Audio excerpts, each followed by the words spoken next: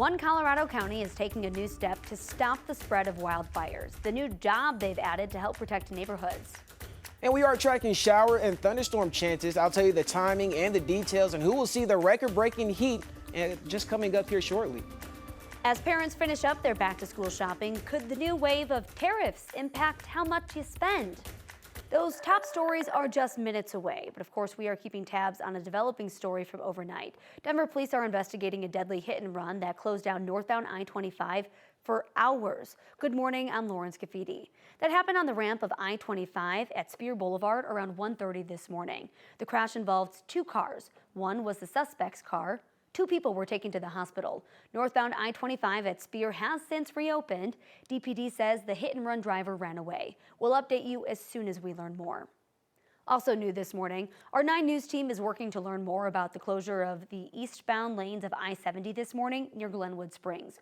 Around 3:30 this morning, Garfield County Sheriff's Office confirmed that a semi-truck hit a parked car, leading to 150 gallons of diesel being spilled.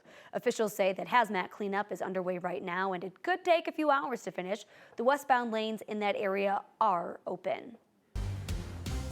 Let's give you a live look outside over downtown Denver and Ball Arena. Blue skies, some clouds, and we are talking 90s today. Let's send it on over to Weather Impact meteorologist Jaden Knowles. Jaden, we're starting out comfortable though this morning. Yeah, that's right. I mean, we saw some upper 50s out there. I mean, feels really nice, especially on a nice jog or walking the dog. But towards the eastern plains, that's why I'm so happy that we have these tower cams. Lyman, you can see that dense fog there. I mean, you've been dealing with it all morning, as well as some isolated showers out there.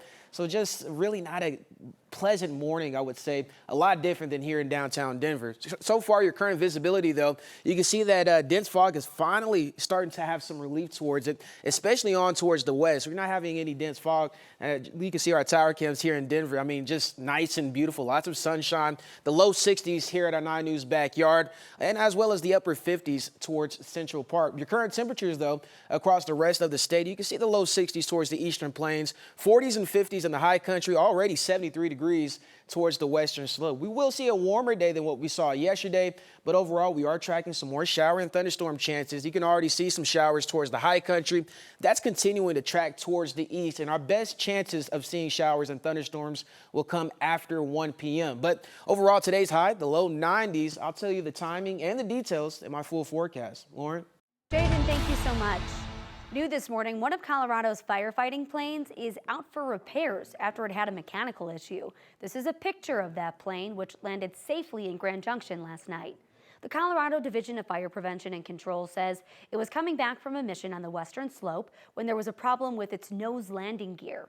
The flight crew declared an emergency, but they were able to land without anyone being hurt. There will be an investigation to figure out what exactly went wrong.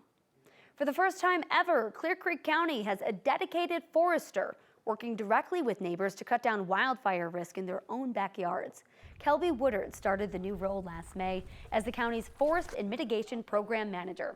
He's helping private landowners design fire mitigation plans, map projects, and apply for state grants to fund the work. One of those landowners is Rod Vaughn. He lives on the Mount Vernon neighborhood off of I-70 near Genesee. It's an area that's had close calls with wildfires in the past.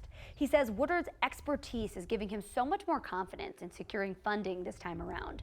The proposed project within 30 to 40 acres in a watershed that supplies drinking water to roughly 450,000 people on the Front Range. With his mapping capability and stuff, we've put together a better package. The Colorado State Forest Service has about $7 million available in grants for private landowners this year. The application window opened yesterday and it closes in October. A 41-year-old man faces charges for shining a green laser at several aircraft, including one from Colorado State Patrol. 9 News reporter Shalima Maharaj spoke with the pilot, who's experienced at least a dozen laser strikes. He's been a pilot with Flight for Life for the last 8 years, and these laser strikes, as they're known, can be incredibly dangerous, not just for the people who are on board, but also for those who are operating the aircraft. And a warning, some of the images, specifically the lights contained in CSP video, you may find jarring. Video from Colorado State Patrol shows a beam of green light flashing up at one of their pilots. It was taken during a traffic operation above Commerce City Thursday night. CSB heard reports over the radio that someone had been pointing a laser at commercial airplanes. Kathleen Meyer is with Air Medical Transport Service Flight for Life. And Meyer knows just how costly a laser strike can be. So it was a clinical crew member in an airplane on short final into Centennial Airport. This was back in 2017. Happened to look out the window at just the wrong time and was struck by a laser. Had almost immediate onset of visual problems, which unfortunately turned out to be permanent. Now, lasers tend to fan out the further away they are. So a pinpoint laser from 8 to 12 feet, at a distance of a couple hundred or 1,000 feet tends to get wider. So the whole cockpit starts to kind of sparkle and light up. The suspect faces a number of charges, including unlawfully aiming a laser device at an aircraft, as well as driving under the influence of drugs. In Denver, Shalima Maharaj, 9 News. Federal agents are looking for a man who has multiple convictions, has been deported half a dozen times, and was back in the country illegally. They tried to arrest him during an immigration operation north of the Springs earlier this week. ICE says he and another man tried to hit an agent with their car yesterday. An agent then fired 3 shots into that car. No one was hurt, but ICE says the men inside took off after abandoning a car in Black Forest. The agency says they arrested Francisco Zapata Pacheco. They're still looking for this man we're about to show you right here, Jose Mendez Chavez. ICE says he has multiple convictions and he's been removed from the U.S. 6 times before. 2 teenagers face charges for the shooting death of a man in Aurora. It happened July 21st on Kenton Street, east of Havana. Police say a 14 and 16-year-old lured 2 men into an apartment parking lot to rob them. According to detectives, the teenagers shot and killed 21-year-old Jalen Moten. Police say they also shot at another man who managed to get away unharmed. The names of the teenagers are not being released because they're minors. A judge has ruled against the family of a teenager shot and killed outside of East High School.